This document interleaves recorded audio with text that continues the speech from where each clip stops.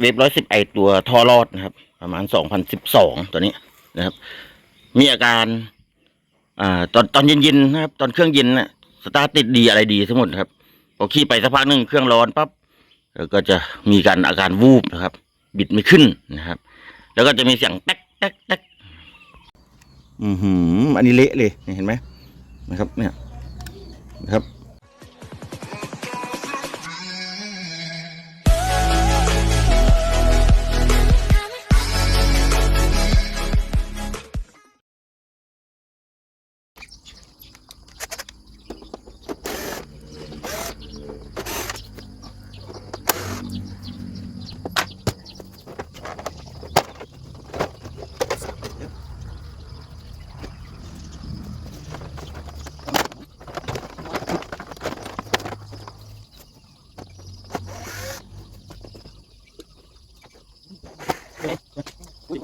เราหนัก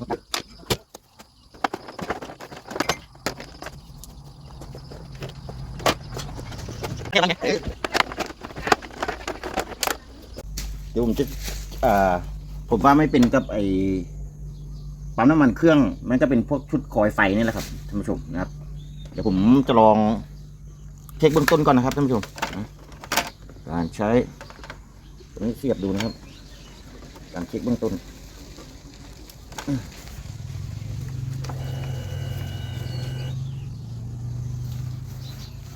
เช็คเบื้องต้น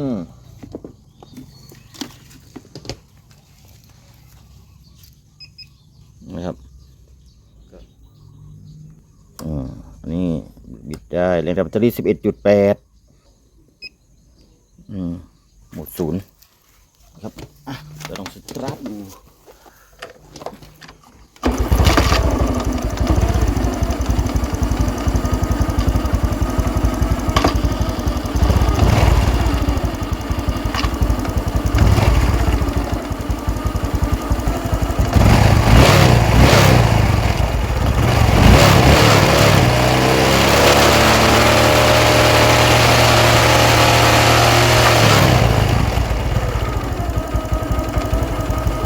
ไปขึ้นนะครับมัดไฟ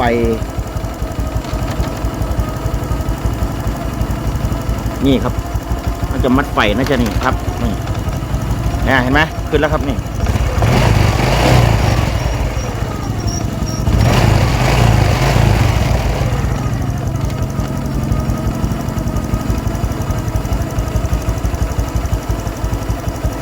น่าจะเป็นชุดขึ้นคอยมีปัญหาครับ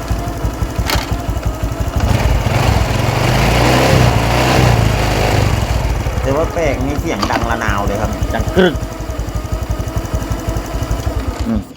นะครับอาจจะเป็นเฟืองปั๊มน้ำมันนะครับเดี๋ยวผมจะลื้อเลยนะครับดูเพื่อความแน่ใจนะครับอาจจะเป็นพวกชุดฟินคอยไม่จ่ายไฟแล้วก็พวกเฟืองปั๊มน้ำมันเครื่องพวกอะไรเนี่ยที่มันดังนะครับแก๊ก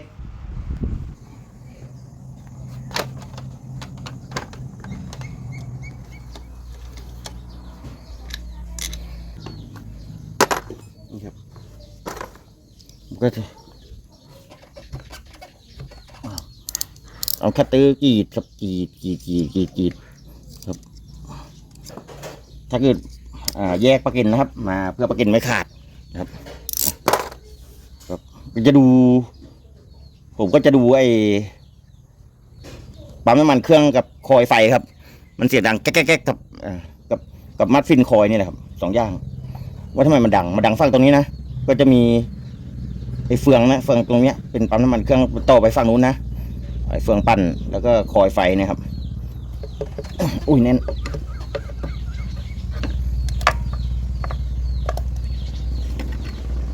อุ้ยท่านผู้ชมเห็นแล้วครับนี่นี่ครับเป็นยังไงนี่ครับเนี่ย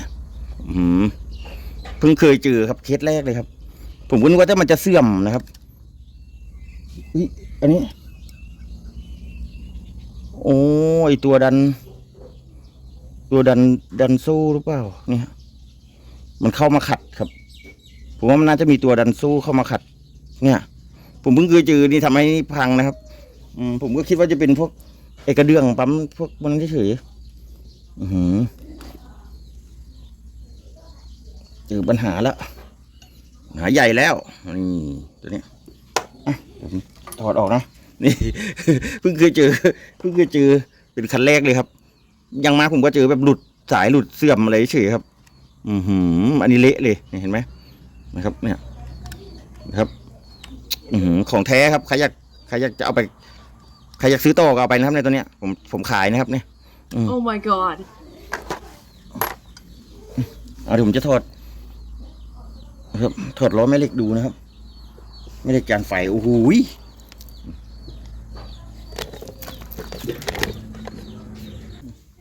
ต้องใช้ตัวนี้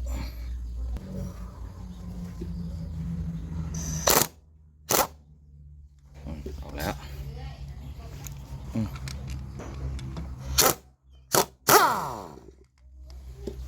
แล้ว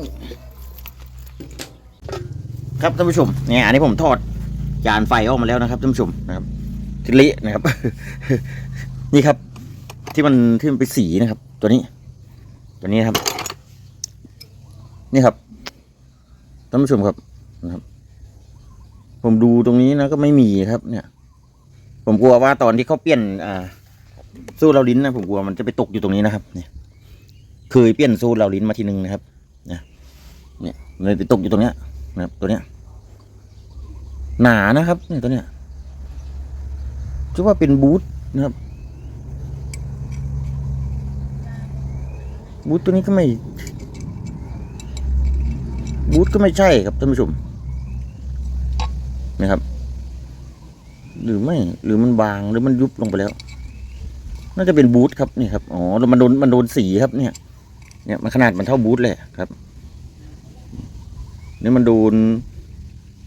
ดนสีนะครับนะน่าจะเป็นตัวข้างในแล้วข้างหน้านะครับมันรวงอยู่นี่ครับตอนนี้มันวันดีขึ้นดีมันขึ้นมาโอ้ยผมก็เพิ่งเห็นครับแต่แรกนึกว่าแต่มันเสื่อมนะครับผมไม่คิดครับว่าจะเป็นอย่างนี้นะครับคิดว่ามันเสื่อมนะครับเสื่อมหรือว่า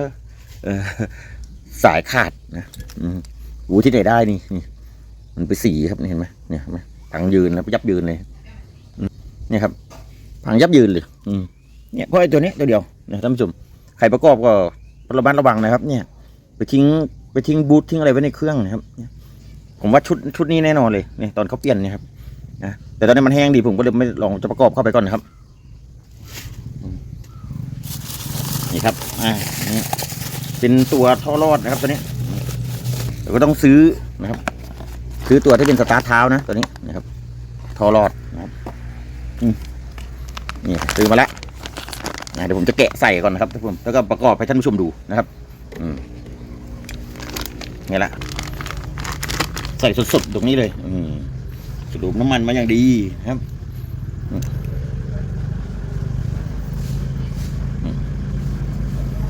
ครับ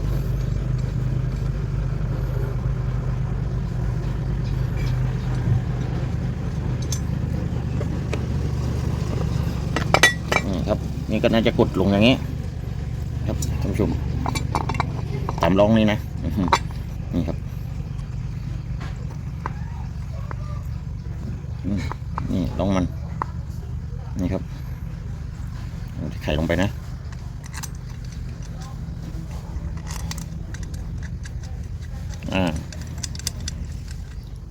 ครับนี่ขัน10 นิวตันเมตรนะครับขันไป10 นิวตัน9 หรือ10 นิวตันเมตรก็ได้นะครับท่านผู้ชม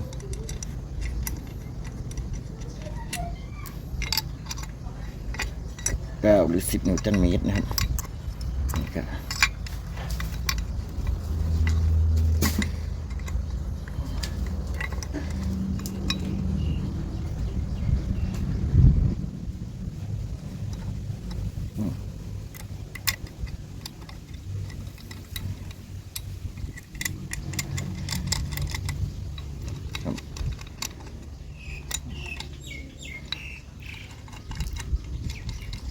นี่ครับ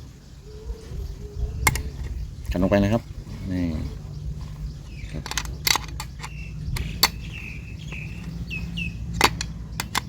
ไปก่อนนะครับ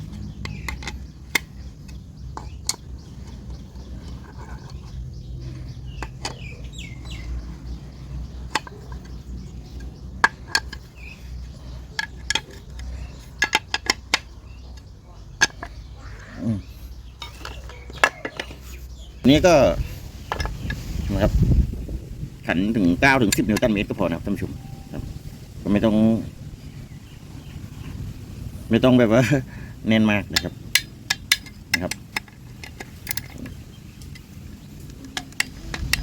รอบแรกผมขัน9นะครับ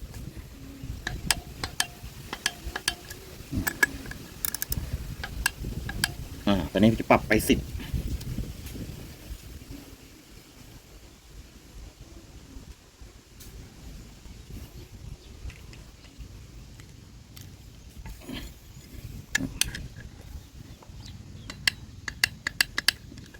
ก็เหลือเฟือครับท่านผู้ชมนะครับ10ก็เหลือเฟือ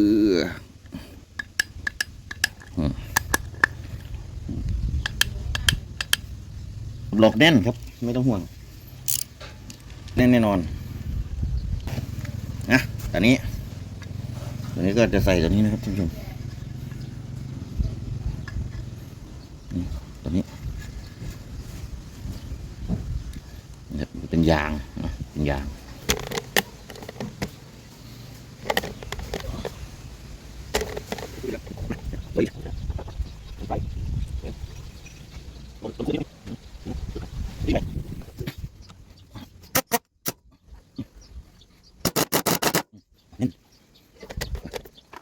แล้วก็ใส่กรอกเข้าไปอะไรนะจากนั้นก็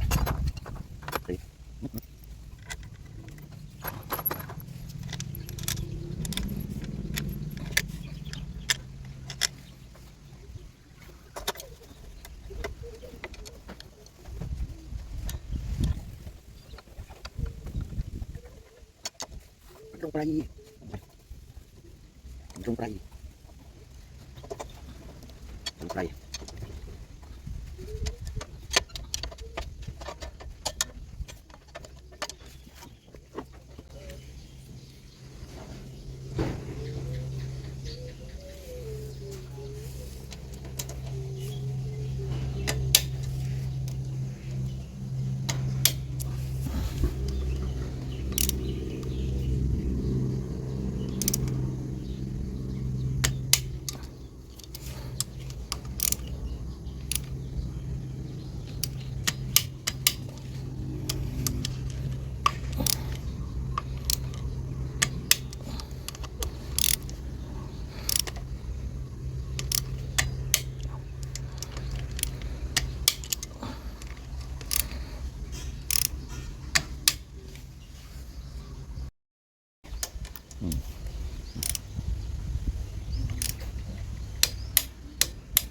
เห็นนะครับ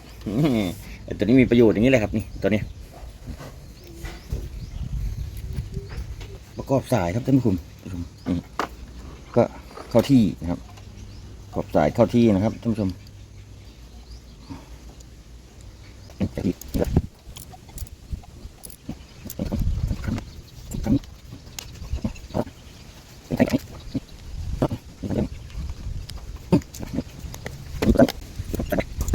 น้ำมันเครื่องลงไปนะครับ0.8เครื่อง0.8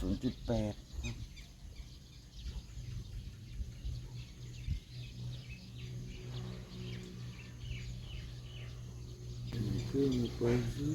0.8จำปีเลยครับท่านผู้ชม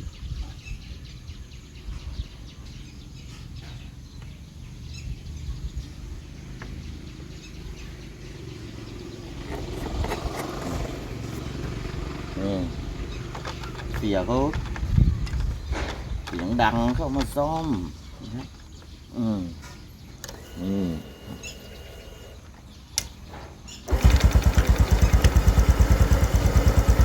นี่ครับเป็นไงครับ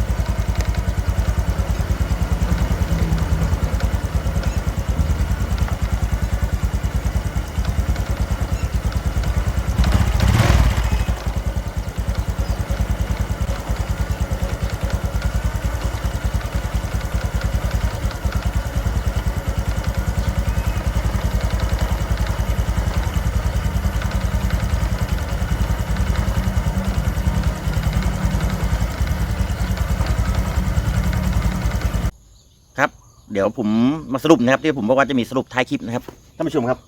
ไอตัวบูทนะครับที่มันเข้าไปขัดนะครับ อันนี้ผมก็เลยไปถามเจ้าของรถนะครับ สรุปแล้วเป็นบูทตัวนี้ครับที่อยู่ฝั่งจานไฟนะครับตรงเนี้ยเพราะมันมี2ตัวนะครับตัวเนี้ยครับนะครับ อันนี้ไม่ใช่คันที่ผมซ่อมไปนะครับอันนี้เป็นคันของผมคันนั้นเอาไปชลบุรีแล้วซ่อมเสร็จใช้งานได้แล้วนะครับ ก็คือสอบถามมาเป็นบูทตรงเนี้ยเนี่ยฝั่งฝาครอบจานไฟมันจะมีบูท2ตัวใช่ไหมทีนี้ตอนเปลี่ยนจานไฟเนี่ยเจ้าของเขาไปซื้อบูทมาเองคนเปลี่ยนให้เขาบอกว่าบูทหายตัวหนึ่งว่างั้นเขาบอกว่าบูทฝาจานไฟหายไปตัวหนึ่งว่างั้นไอ้เจ้าของรถก็เลยไปซื้อบูทฝั่งจานไฟมาตัวหนึ่งจริงๆมันไม่ได้หายไปไหนครับท่านผู้ชมมันเข้าไปอยู่ข้างในเครื่องนั่นแหละแล้ววันดีคืนดีมันก็กระโดนนะครับเราขับรถแรงนะมันเครื่องก็ปั่นกันบิดแรงนะช่วงจังหวะบิดแรงมันก็กระโดดขึ้นมาแล้วก็มาขัดเอาที่ชุดทองแดงชุดคอยไฟนะชุดฟินคอยนะครับพังยับยืนเลยนะครับท่านผู้ชม อันนี้ก็เป็นประสบการณ์มาเล่าสู่กันฟังว่าให้ระมัดระวังนะครับท่านผู้ชมสำหรับท่านผู้ชมที่เป็นช่างนะครับช่างมือใหม่หรือหัดทำนะครับอันนี้ก็ไปไม่รู้ว่าเก็บไปจ้างหรือว่าไปอะไรจะใครนะเจ้าของรถนะก็เลยให้มาแชร์กันนะให้ระมัดระวังนะครับนะถ้าเป็นหมอก็จะดื่มกันไกลไว้ในท้องนั่นแหละนะประมาณนั้นนะครับเนี่ยเรามีอะไรดีๆก็มาแชร์มาแบ่งปันประสบการณ์กันสำหรับคลิปนี้ก็หวังว่าเป็นประโยชน์นะครับกับท่านผู้ชมนะสุดท้ายนี้ก็ขอให้ท่านผู้ชมทุกท่านจงโชคดีมีความสุขถูกลอตเตอรี่รางวัลที่1สวัสดีครับ